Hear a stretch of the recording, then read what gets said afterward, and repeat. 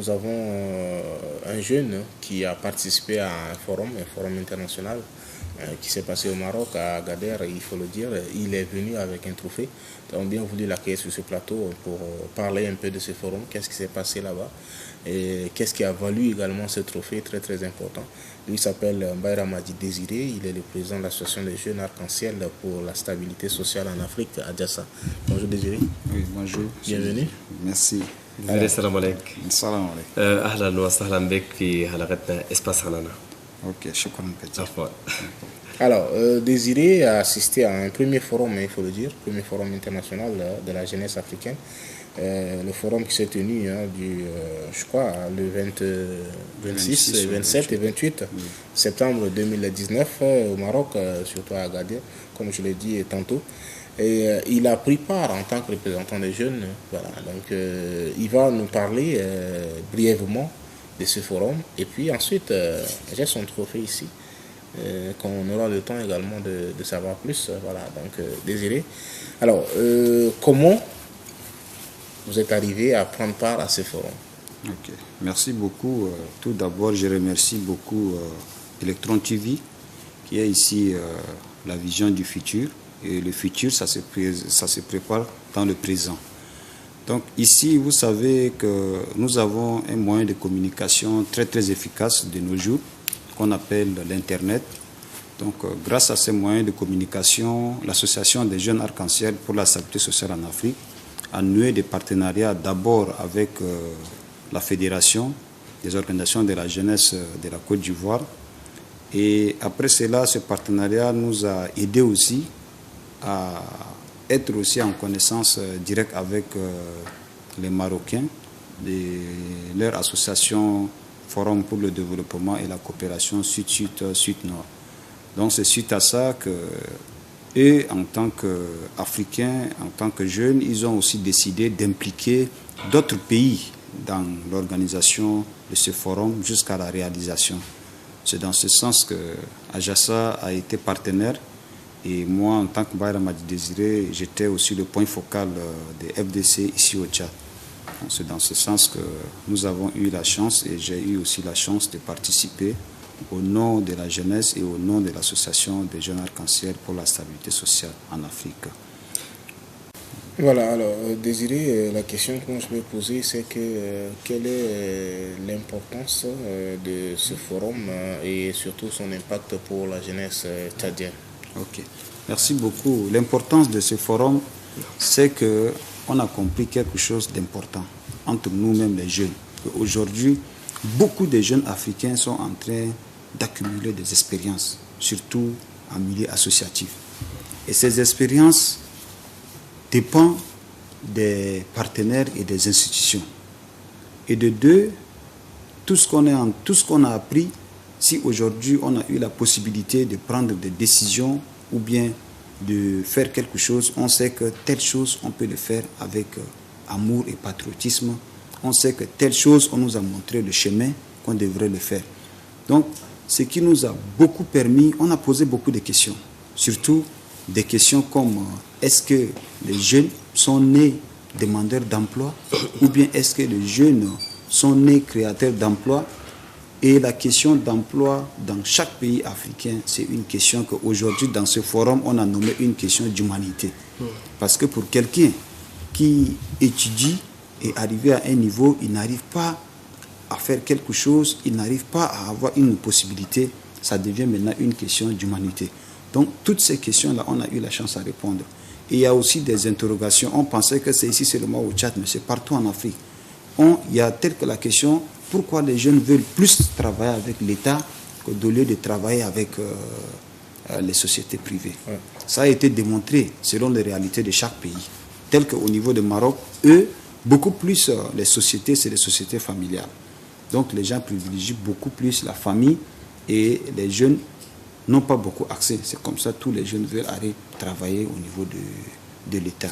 Ici au Tchad, vous connaissez aussi les réalités. On ne sait pas est-ce que les gens recrutent dans les privés ou non.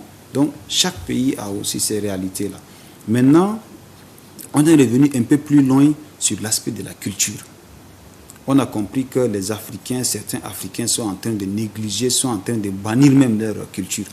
Or, c'est la culture qui est l'instrument du développement d'un pays.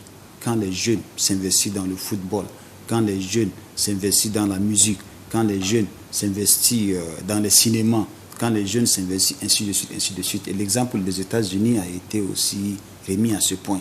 Donc, il faut que les gens essayent de donner du développement social à travers la culture, afin que chaque personne arrive à avoir une issue. Une issue, de là, on peut aussi un peu réussir plus que ça. De trois, la question qui a été vraiment formidable, on a parlé un peu plus, est-ce que nous, jeunes, on part plus vite que l'État? Est-ce que nous, jeunes, on part plus vite que l'État? Parce que, arrivé à un moment, on a compris que l'État ne maîtrise rien. L'État ne maîtrise rien. Donc, ils ont posé cette question, est-ce que c'est nous qu'on est en train d'aller plus vite que l'État ou bien on ne sait pas? Et la réponse qui a été donnée, aujourd'hui, on a été victime de beaucoup de choses. Parce que nos aînés ont eu toutes les possibilités. Ils ont eu toutes les possibilités de réussir et ils ont eu aussi toutes les possibilités de transmettre cette réussite ou bien de construire cette réussite-là afin que nous aussi, on vient, on les complète. Mais là, on n'a pas eu cette possibilité qu'eux aussi, ils ont eu. Et on ne peut pas agir en tant que victime. Donc, c'est dans ce sens-là qu'aujourd'hui, on est en train d'agir en tant qu'acteur de ces changements, acteur de réveil. Et pendant ce forum, il y a eu des propositions qui ont été faites, il y a eu beaucoup de choses qui ont été faites. Donc, on aura le temps où la grande restitution serait organisée avec les jeunes. Sinon, moi, personnellement, en tant que point focal, je devrais rentrer même le 29, mais on m'a maintenu jusqu'à le 3, parce que j'ai travaillé techniquement avec eux sur le rapport. Sauf qu'on attend, c'est ceux de la diaspora et ceux d'Europe qui vont envoyer ça et on va compiler afin que chaque participant ait le rapport final et puis les propositions qui sont sorties dedans. Alors, M. Désiré, que représente ce trophée pour vous? Ce trophée représente pour nous le sens d'un leadership charismatique, le sens d'un leadership le sens d'un leadership qui ne combat pas les autres, le sens d'un leadership qui est pour la construction, le sens d'un leadership qu'il faut toujours respecter les aînés afin d'aller de l'avant. Et ce trophée, c'est un grand honneur. C'est un grand honneur d'abord pour notre association et pour l'effort de la jeunesse tchadienne et pour la population aussi tchadienne.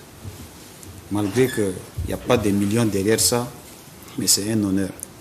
C'est un honneur pour nous en tant que jeunes, pour le Tchad, et puis pour ceux qui croient en nous. Parce qu'aujourd'hui, il y a certains jeunes qui nous prennent comme des exemples, qui nous prennent comme des modèles par rapport à nos sacrifices. Parce qu'il faut savoir, quand tu tombes, il faut savoir comment te relever. Quand tu te relèves, il faut savoir comment continuer. Donc, c'est dans ce sens-là que ce trophée représente le leadership charismatique à travers tout ce qu'on est en train de faire. Alors, est-ce que vous avez déjà eu le temps de présenter officiellement aux autorités, peut-être même, parce que là, jusque-là, on n'a pas fait les restitutions officielles? Oui. Comme j'avais expliqué avant, la première des choses que j'ai eu à faire, c'est la déclaration. J'ai fait une déclaration pour l'opinion nationale et internationale que le trophée est dédié d'abord pour le président de la République, pour le ministre de la Jeunesse et pour toute la jeunesse africaine et tchadienne en particulier.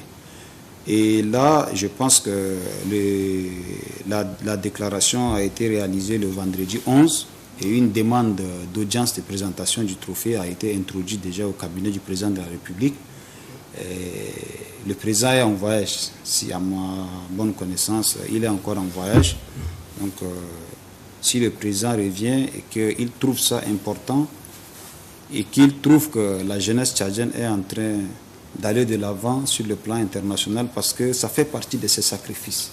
Aujourd'hui, le président de la République s'est beaucoup sacrifié pour imposer le Tchad sur le plan international pour que le Tchad brille aussi sur le plan international. Et en tant que premier responsable par rapport à ces énormes sacrifices, ce trophée, le président a intérêt de le voir. Et ensuite, ce n'est pas pour l'imposer, mais c'est pour montrer aussi le chemin à d'autres jeunes, parce qu'on a aussi les petits frères qui sont derrière nous. Tel jour, des jeunes ont fait ça, des jeunes ont fait ça, le président était attentif, il les a reçus, il les a produit des conseils. Et demain, nous aussi, si Dieu nous donne la chance, on va transmettre aussi la même chose là à nos petits frères. Et après, le président de la République, ça serait être présenté auprès du ministre de la Jeunesse, et sans oublier son honorable, le président de l'Assemblée nationale, parce que c'est eux qui nous représentent en tant que peuple. Donc ça serait présenté à ces plus hautes autorités avant de faire la restitution finale à la jeunesse d'une manière large. S'il y a les capacités, pourquoi pas même aller dans les provinces. Parce que ce qui compte beaucoup pour moi, c'est de transmettre quelque chose afin que l'esprit soit un peu éveillé. Parce que souvent, même si on fait la restitution, c'est ici en N'Djamena, et quelque part, les jeunes des provinces n'en bénéficient pas. Parce que c'est quelle politique gouvernementale et locale. Donc local, ça touche beaucoup plus les provinces. Donc je demande seulement à Dieu de m'aider dans ma vision, de voir les choses, et dans ma vision, de faire les choses afin que chaque jeune tchadien, même s'il est sous le sol, il essaye d'écouter que telle chose s'est passée, et que demain, lui aussi, s'il fait face à quelque chose, il peut faire face et puis trouver une solution. D'accord. Alors, peut-être que vous avez un dernier mot avant de laisser la parole à Dido. Ok. Mon dernier mot, je remercie vraiment les autorités tchadiennes, parce que c'est grâce aussi à leur effort qu'on est en train d'arriver à un certain niveau. Je remercie aussi beaucoup plus Madame la Première Dame, Inda de Bitno, qu'elle est aussi vraiment attentive à travers la jeunesse. Elle est prête, elle écoute, elle a toujours sa porte ouverte pour la jeunesse. Je remercie aussi beaucoup les deux conseillers, nos deux représentants, les conseillers économiques.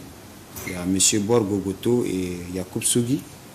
On les souhaite aussi bon vent dans leur mission au niveau des conseils économiques.